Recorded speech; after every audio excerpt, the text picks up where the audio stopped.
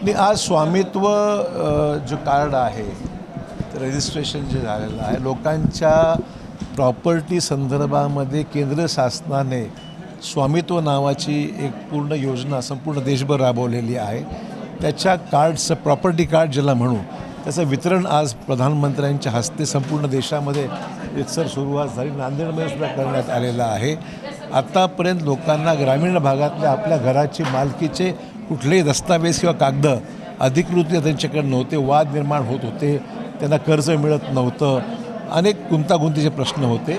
त्यामुळे स्वामित्व योजनेच्या अंतर्गत आता लोकांना आपल्या प्रॉपर्टीचे एक अधिकृत कार्ड ड्रोनद्वारे सर्वे केला जातो।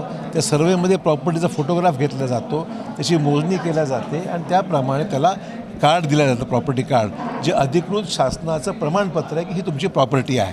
आणि त्यामुळे त्याला सुविधा होते, वाद संपतील, करप्शनला वाव राहणार नाही, अधिकृत डॉक्युमेंट राहील, कर्ज घ्यायला सुविधा होते, असे अनेक फायदे त्यातून निश्चित होणार आहेत। शक्तीपीठ महामार्गाला नांदेडच्या शेतकऱ्यांचा मोठा विरोध आहे, त्यात तुमची सुद्धा जमीन आहे ना, जमीन आहेच ना सगळ्यांनी, माझी अपवाद असं कारण जे काही ठरलं असेल त्याप्रमाणे होईल।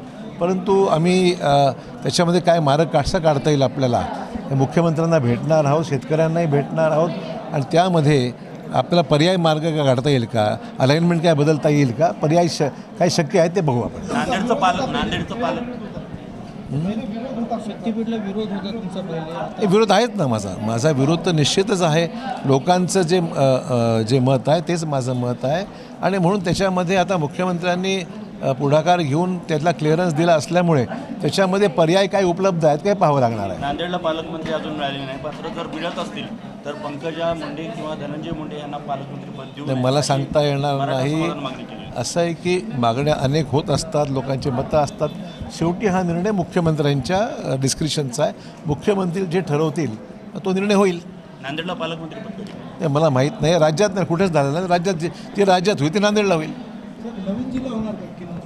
मला माहीत नाही।